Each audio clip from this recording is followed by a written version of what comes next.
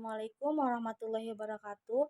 Yang saya hormati dosen pengampu yaitu Ibu Dr. Helna Nelis, MPD, dan perkenalkan nama saya Fitriatul Zahriyah, NIM 23121114. Nah, saya perwakilan dari kelas PAI 4A. Baik, saya akan mempresentasikan tentang pengembangan komponen strategi dalam kurikulum. Dapat disimpulkan bahwa model pembelajaran adalah rencana atau pola yang dirancang untuk memadu pendidikan dalam proses pembelajaran. Nah, model pembelajaran mencakup strategi, metode, dan teknik yang digunakan untuk mencapai tujuan pembelajaran yang telah ditetapkan. Nah, model ini membantu dalam menciptakan pengalaman belajar yang terstruktur, terarah, dan efektif, serta dapat disesuaikan dengan kebutuhan dan karakteristik peserta didik. Selanjutnya yaitu ada macam-macam model pembelajaran. Nah, yang pertama yaitu model pembelajaran langsung. Nah, model ini melibatkan penyampaian materi secara langsung oleh pendidik kepada peserta didik dengan tujuan untuk mengembangkan keterampilan dan pengetahuan dasar. Yang kedua yaitu ada model pembelajaran kooperatif. Model ini melibatkan kerjasama antar peserta didik dalam kelompok kecil untuk mencapai tujuan yang sama. Nah, yang ketiga yaitu model pembelajaran berdasarkan masalah. Nah, peserta didik diberikan masalah nyata untuk bisa memecahkan masalahnya. Nah, untuk memisahkan pemecah masalahnya melalui eksplorasi dan penelitian. Nah, yang keempat yaitu model pembelajaran inquiry. Nah, model pembelajaran inquiry ini, strategi ini mendorong peserta didik untuk bertanya dan untuk bertanya. Yang keempat yaitu model pembelajaran inquiry. Nah, strategi ini mendorong peserta didik untuk bertanya, menyelidiki, dan menemukan jawabannya sendiri. Yang kelima ini model pembelajaran berbasis proyek. Nah, maksudnya yaitu peserta didik bekerja dalam proyek jangka panjang yang mengintegrasikan berbagai mata pelajaran. Yang keenam yaitu model pembelajaran diferensiasi. Nah, menyesuaikan metode pembelajaran dengan kebutuhan. Yang keenam yaitu model pembelajaran diferensiasi. Nah, model ini menyesuaikan metode pengajaran dengan kebutuhan, minat, dan kemampuan individu peserta didik. Yang selanjutnya yaitu langkah-langkah pemilihan model pembelajaran. Ada beberapa langkah pemilihan model pembelajaran. Yang pertama yaitu identifikasi tujuan pembelajaran. Maksudnya, tentukan apa yang ingin dicapai dalam proses pembelajaran. Tujuannya, pembelajarannya harus jelas dan spesifik. Nah, yang kedua yaitu analisis karakteristik peserta didik. Nah, maksudnya pahami karakter peserta didik termasuk kebutuhan, minat, dan gaya belajar mereka. Hal ini membantu dalam memilih model yang sesuai. Hal ini akan membantu mereka dalam memilih model yang sesuai. Nah, yang ketiga yaitu evaluasi ketersediaan sumber daya. Nah, pertimbangan sumber daya yang tersedia seperti waktu, alat, dan fasilitas yang diperlukan untuk menerapkan model pembelajaran tertentu. Yang keempat yaitu pilih model pembelajaran yang tersedia. Pilih model pembelajaran yang cocok, yang bertujuan model pembelajaran yang tersedia. Yang keempat yaitu pilih model pembelajaran yang sesuai berdasarkan tujuan pembelajaran, karakteristik peserta didik, dan sumber daya yang tersedia. Pilih model pembelajaran yang sesuai berdasarkan tujuan pembelajaran, karakteristik peserta didik, dan sumber daya yang tersedia. Pilih model pembelajaran yang cocok, contohnya berupa pembelajaran kooperatif, inquiry, berbasis proyek, dan lain-lain. Nah, yang selanjutnya yaitu rencanakan implementasi. Nah, rencanakan langkah-langkah konkret untuk menerapkan model pembelajaran yang kelima yaitu rencanakan implementasi. Rencanakan langkah-langkah konkret untuk menerapkan model pembelajaran yang telah dipilih. Buat rencana pelaksanaan yang rinci. Yang selanjutnya yaitu strategi pembelajaran. Nah, ada beberapa pengertian strategi pembelajaran. Yang pertama yaitu menurut Gagne tahun 1985. Strategi pembelajaran adalah metode teknik yang digunakan oleh pendidik untuk menyampaikan materi pembelajaran kepada peserta didik untuk mencapai tujuan yang diinginkan. Nah, strategi ini mencakup pelaksanaan, perencanaan, dan evaluasi proses pembelajar.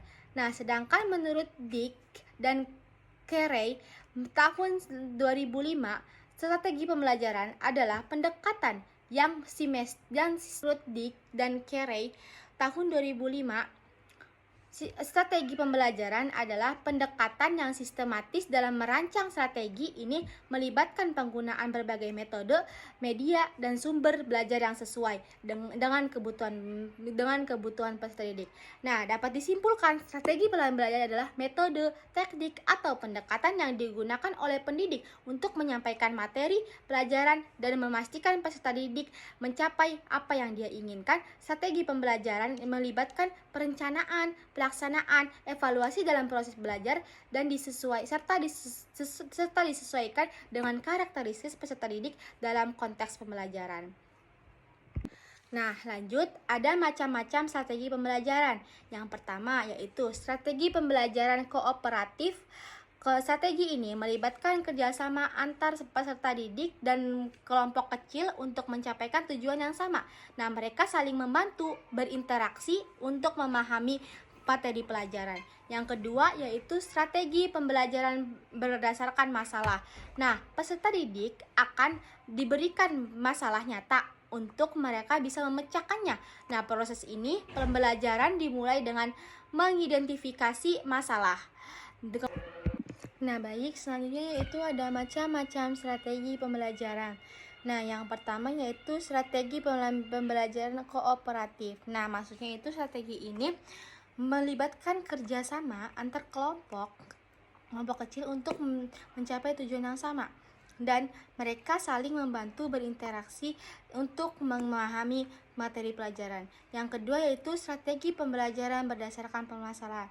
Nah, strategi ini peserta didik akan diberikan masalah nyata untuk bisa memecahkan masalahnya. Nah, proses pembelajaran ini dimulai dengan mengidentifikasikan masalah. Kemudian peserta didik melakukan penelitian eksplorasi menemukan solusi. Nah, terus yang ketiga yaitu strategi pembelajaran inquiry. Nah, strategi ini mendorong peserta didik untuk bertanya, menyelidiki, dan menemukan jawabannya sendiri. Nah, selanjutnya itu ada contoh strategi pembelajaran. Nah, contoh strategi pembelajaran itu pertama, strategi pembelajaran ekspositori. Nah, maksudnya itu apa? Strategi ini menekankan pada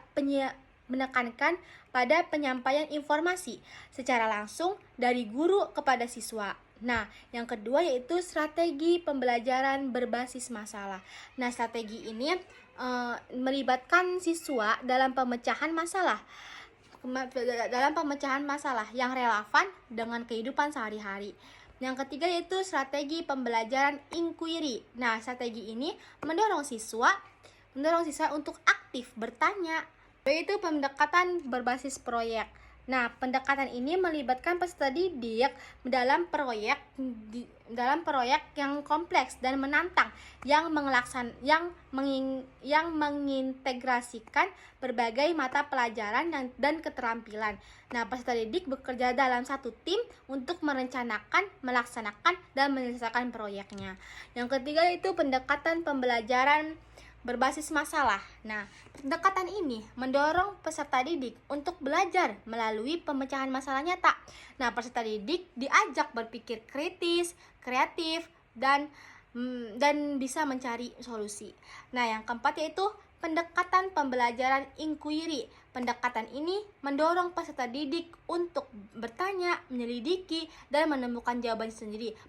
Pembelajaran berbasis inquiry melibatkan proses bertanya, melakukan eksperimen, dan menganalisis hasil.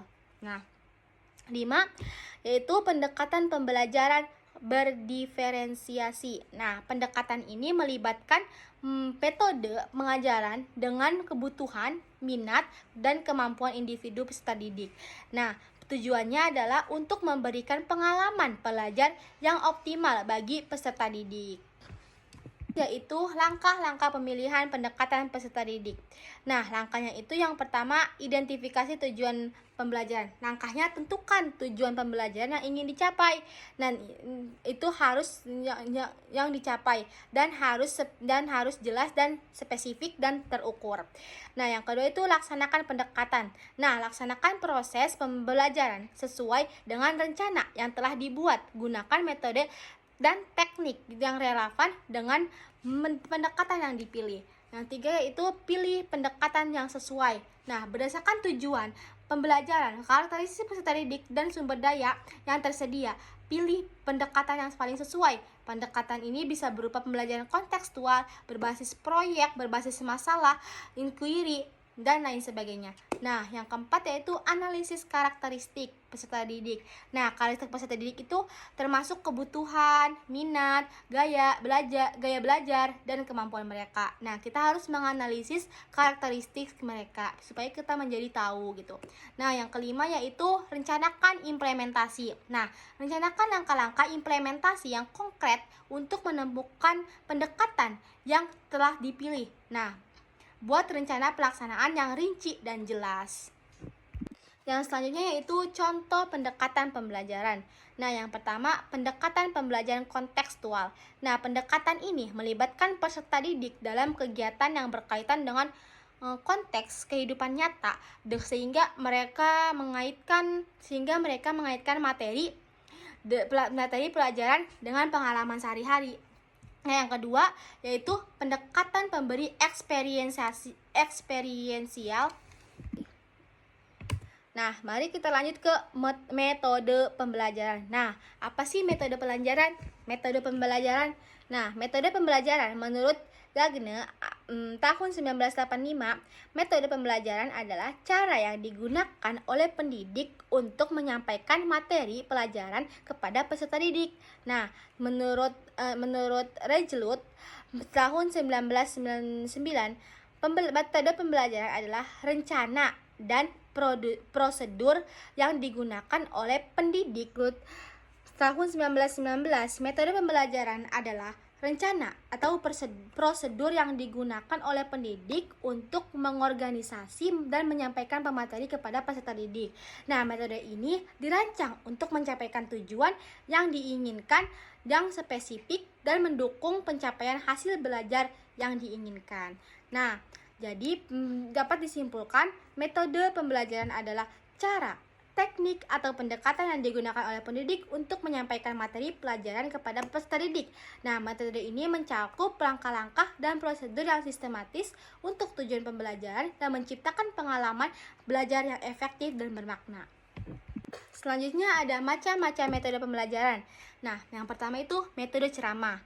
Nah, metode ini melibatkan penyampaian informasi oleh pendidik kepada peserta didik secara lisan. Pendidik berperan sebagai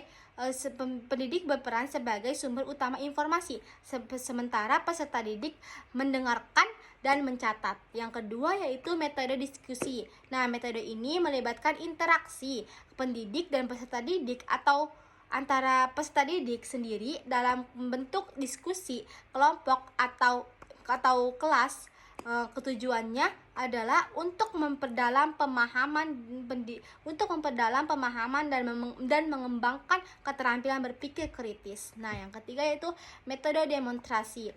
Nah, metode ini melibatkan peserta didik menunjukkan cara melakukan sesuatu atau mempraktikkan keterampilan tertentu, sementara peserta didik mengamati dan belajar dari contoh yang diberikan. Nah, yang keempat yaitu metode eksperimen. Nah, metode ini melibatkan peserta didik dalam melakukan percobaan atau penelitian untuk menemukan jawaban atas pertanyaan atau menguji hipotensi. Nah, metode ini mendorong keterlibatan aktif dan pengembangan keterampilan ilmiah. Nah, yang kelima itu metode studi kasus. Nah, metode ini melibatkan analisis mendalam terhadap kasus-kasus nyata atau simulasi untuk mengembangkan pemahaman tentang konsep atau prinsip tertentu. Nah, peserta didik diajak untuk mengidentifikasi masalah, menganalisis data, dan membuat keputusan. Selanjutnya yaitu media pembelajaran. Nah, pengertian media pembelajaran. Menurut Arsyad tahun 2011, media pembelajaran adalah segala sesuatu yang dapat digunakan untuk menyalurkan pesan dari pengirim ke penerima sehingga dapat merangsang pikiran, perasaan, perhatian, dan minat peserta didik untuk belajar. Nah, media ini mencakup alat dan bahan yang dapat digunakan dalam proses pembelajaran untuk membantu peserta didik memahami materi yang telah diajarkan.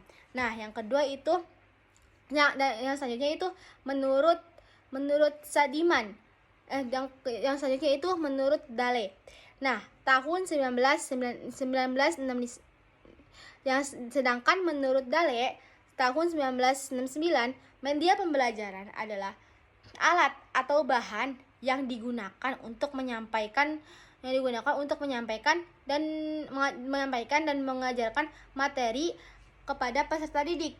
Nah, media ini dapat berupa media visual seperti gambar dan grafik, media audio seperti rekaman suara, dan media audiovisual seperti film dan video. Nah, jadi dapat disimpulkan bahwa media pembelajaran adalah alat atau sarana yang digunakan untuk menyampaikan informasi dan materi pembelajaran kepada peserta didik. Nah, media pembelajaran mencakup berbagai bentuk seperti teks, gambar, audio, dan video yang bertujuan untuk memfasilitasi peserta didik terhadap materi pembelajaran yang meningkatkan efektivitas proses pembelajaran. Nah, selanjutnya itu macam-macam media pembelajaran. Nah, media visual. Media yang melibatkan penggunaan gambar, diagram, grafik, peta, dan bentuk visual lainnya untuk menyampaikan informasi dan membantu peserta didik memahami konsep. Itu namanya media visual. Nah, sedangkan media online yang menggunakan internet sebagai sarana untuk menyampaikan informasi seperti platform, website pendidikan, dan forum diskusi online. Nah, yang ketiga yaitu media lingkungan. Media yang menggunakan lingkungan sekitar sebagai sumber belajar seperti kunjungan lapangan, laboratorium, dan simulasi dan observasi langsung. Yang ketiga itu media lingkungan. Nah, media ini menggunakan lingkungan sekitar. Nah, sebagai sumber belajar seperti lapangan, laboratorium, dan observasi langsung. Yang keempat yaitu media audio. Nah, media ini yang menggunakan suara atau audio seperti rekaman suara, podcast, dan radio pendidikan untuk menyampaikan materi pembelajaran. Nah, yang kelima itu media cetak. Media yang berupa bahan cetakan seperti buku, majalah, jurnal, pamflet, dan lembar kerja yang digunakan sebagai sumber belajar. Selanjutnya yaitu langkah-langkah pemilihan media belajar. Nah, yang pertama yaitu identifikasi tujuan pembelajaran. Nah, langkahnya itu tujuan pembelajaran menjadi panduan bagi pendidik dalam memilih media yang paling sesuai dengan mencapai hasil belajar yang diinginkan. Nah, langkahnya tentukan tujuan pembelajaran yang ingin dicapai. Tujuannya ini harus jelas, spesifik, dan terukur. Nah, yang kedua yaitu pilih media yang sesuai. Nah, media yang dipilih harus mampu mendukung pencapaian tujuan pembelajaran dan sesuai dengan kondisi peserta didik. Nah, langkahnya yaitu berdasarkan tujuan pembelajaran, karakteristik peserta didik, dan sumber daya yang tersedia, pilih media yang sesuai. Nah, seperti audiovisual, cetak, interaktif, lingkungan, atau online. Nah, yang ketiga yaitu laksanakan media. Nah, pelaksanaan yang baik memastikan peserta didik mendapatkan pengalaman belajar yang optimal. Laksanakan proses mempelajari sesuai dengan rencana yang tadi buat. Gunakan media yang tertarik yang relevan dengan media yang terpilih. Yang keempat yaitu analistik karakteristik peserta didik. Nah, pengetahuan tentang peserta karakter. Nah, yang keempat yaitu analisis karakteristik peserta didik. Nah, pengetahuan tentang karakteristik peserta didik membantu pendidik memilih media yang dapat mengakomodasikan berbagai kebutuhan belajar. Pahami karakteristik peserta didik termasuk kebutuhan, minat, gaya belajar, dan kemampuan mereka. Selanjutnya itu contoh media pembelajaran. Nah, contohnya media cetak. Media cetak adalah media pembelajaran yang menggunakan teks dan gambar yang dicetak di atas kertas. Contohnya buku, majalah, koran, modul, dan pamflet. Nah, yang kedua itu media audio. Nah, media audio adalah media pembelajaran yang menggunakan suara untuk menyampaikan informasi. Contohnya audio, podcast, rekaman suara dan kaset radio. Nah, yang ketiga yaitu media visual. Nah, media visual ini adalah media pembelajaran yang menggunakan gambar atau visual seperti gambar, foto, grafik, diagram, dan bagan. Nah, yang keempat yaitu media interaktif. Media interaktif adalah media pengajaran yang memungkinkan siswa untuk berinteraksi secara aktif dengan materi pembelajaran. Contohnya komputer, tablet, smartphone, game, edukatif, dan aplikasi pembelajaran. Nah, yang kelima yaitu media audiovisual. Yang kelima itu media audiovisual. Nah, media audiovisual ini menggunakan suara dengan gambar secara bersamaan untuk menyampaikan informasi. Contohnya film, video, animasi, presentasi, dan multimedia. Selanjutnya yaitu macam-macam metode pembelajaran aktif dalam pembelajaran PAI atau Pendidikan Agama Islam. Kesimpulan dalam materi ini yaitu pengembangan komponen strategi dalam kurikulum merupakan proses yang integral dan merancang pembelajaran yang efektif, relevan, dan adaptif terhadap kebutuhan peserta didik. Komponen strategi dalam kurikulum mencakup tujuan pembelajaran, analisis kebutuhan, pemilihan pendekatan, metode, dan media pembelajaran. Nah, serta evaluasi dan refleksi setiap komponen harus direncanakan dan diimplementasikan secara sistematis untuk mencapai hasil belajar yang optimal. Nah, pengembangan komponen strategi dalam kurikulum adalah proses yang memerlukan analisis mendalam, perencanaan yang matang, dan implementasi yang efektif. Dengan memahami dan mengintegrasikan berbagai komponen strategi, pendidik dapat menciptakan pengalaman belajar yang bermakna dan meningkatkan hasil belajar peserta didik. Evaluasi dan refleksi yang berkelanjutan juga memastikan bahwa evaluasi dan refleksi yang berkelanjutan juga penting. Evaluasi dan refleksi yang berkelanjutan juga penting untuk memastikan bahwa strategi yang digunakan tetap relevan dan efektif dalam menghadapi tantangan pendidik yang harus berkembang.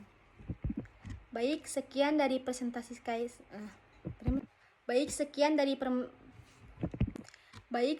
presentasi saya. Kurang lebihnya saya mohon maaf. Wabillahi taufiq wal hidayah. Wassalamualaikum warahmatullahi wabarakatuh.